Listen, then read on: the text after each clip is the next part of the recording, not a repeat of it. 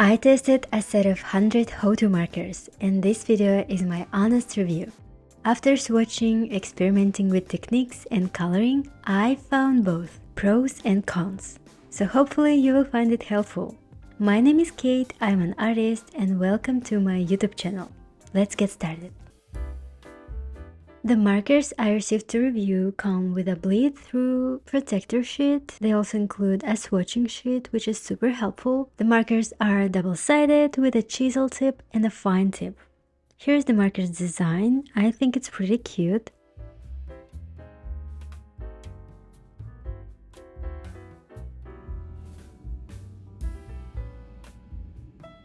I'll tell you right away, I don't have much experience with alcohol markers. I bought a few Copic markers once, but I quickly got discouraged because I realized I needed more than 13 markers to draw comfortably, and they've been sitting in a drawer ever since.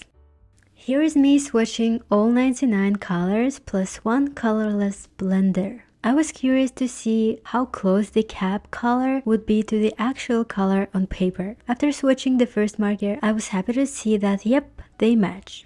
Unfortunately, that wasn't the case for every single one, and forgive my inaccuracy, I went outside the frame so many times, but that was for educational purposes. I was trying to figure out the chisel tip, which took me a while to get used to. I can't say I fully adapted to it yet. Another reason for going outside the swatching frame was feathering, but that was easier to adjust to. By the way, if you are enjoying the video so far, please give it a like and subscribe for more art-related content.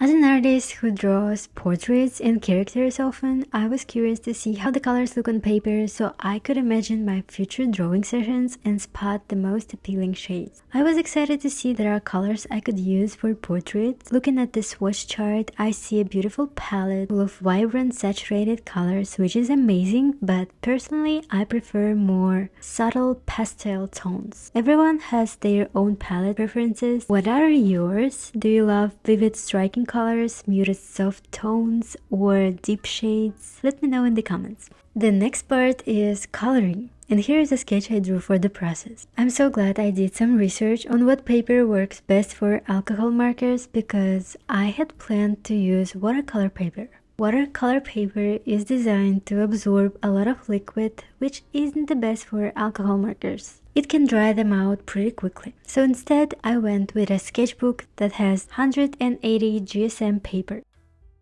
Before I moved on to coloring, I tested different blending methods. At first, I got really frustrated because I couldn't achieve smooth gradients right away like other artists do, but it turned out to be just a matter of time. It didn't take long to learn. Just a couple of YouTube videos about blending tips did the trick. And here we go. The coloring process begins. Here's a tip. When you're trying out new supplies and you're not completely comfortable with them yet, it's better to start with the least complicated or tricky areas of your drawing and then gradually move toward the focal point. It's like a warm-up. Your brain is building new connections in the process, and in this case, I was hoping those connections would be ready by the time I got to the drawing this lady.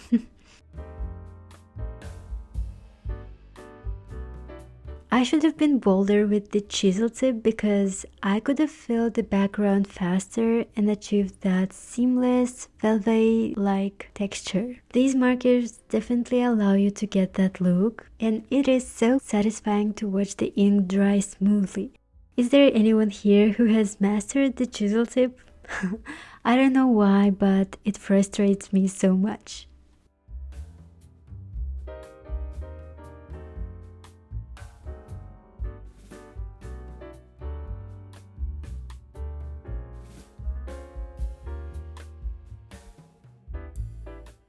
Another thing I love about these markers is that you can use a single marker and layer it over and over to intensify the shade. This feature saved me so much time and made it easy to build the illusion of depth. And I have to give HOTU another compliment for the affordability. I'm so excited to find a budget-friendly brand with good quality products. By the way, is it obvious that I left the blank white space in the background to imitate sunlight filtering through the foliage? I hope so, because that was the plan. I'll refine that later to enhance this effect. It will be more obvious.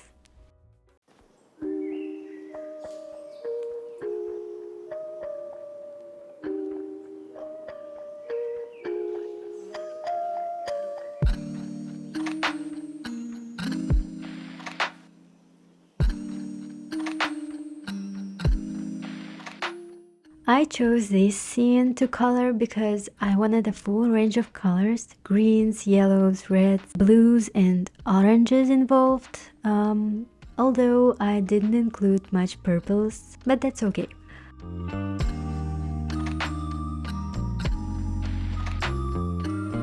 I haven't mastered smooth blending yet, but there are like other techniques I could use instead, like with her hair, where I use these short dashes. In general, some texture is always a good idea. That's why I went for this stippling effect on her apron.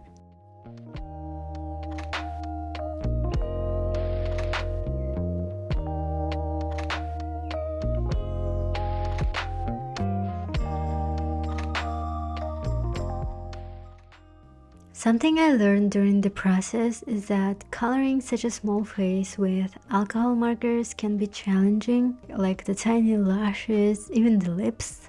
I actually partially messed up her face because one wrong motion can ruin those tiny areas.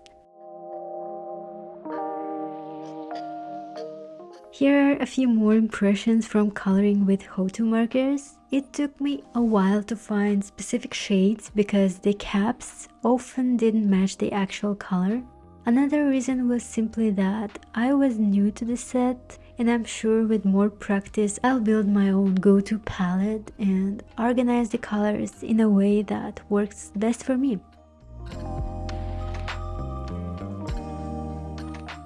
For my next drawings, I think I'll try mixing markers with other supplies. I added a few details here with colored pencils, but still mostly relied on markers. I'm curious, what is your favorite way of working with markers? Do you mix them with pencils, maybe with ink, or something else?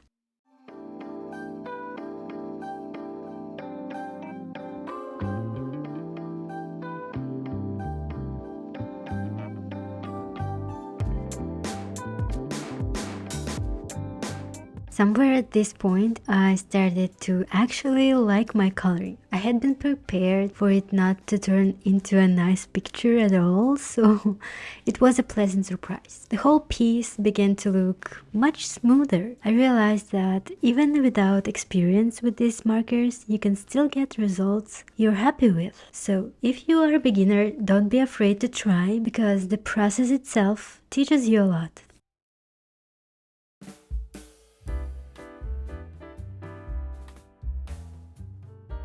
At one point, I took off the tape thinking the drawing was finished. Then I took a quick coffee break, and when I came back with fresh eyes, I saw some areas that needed a bit more work. The dress seemed a bit flat, and the window was too similar in value with the figure, so I wanted to add some contrast here and there. I remember one artist talking about their routine. They started drawing one day, then stop right before finishing so they can come back the next day for final touches. I think that's such a great tip, because sometimes when you are trying to improve your artwork, you end up going too far and overworking it just because you are tired and nothing seems right.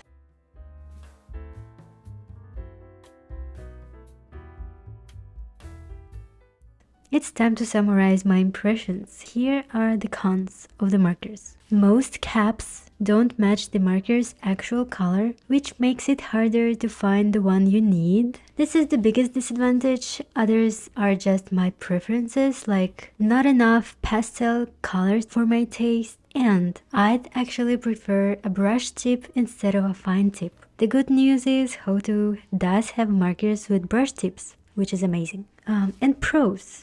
Nice portable case, beautiful design, vibrant colors, and it is a budget-friendly option.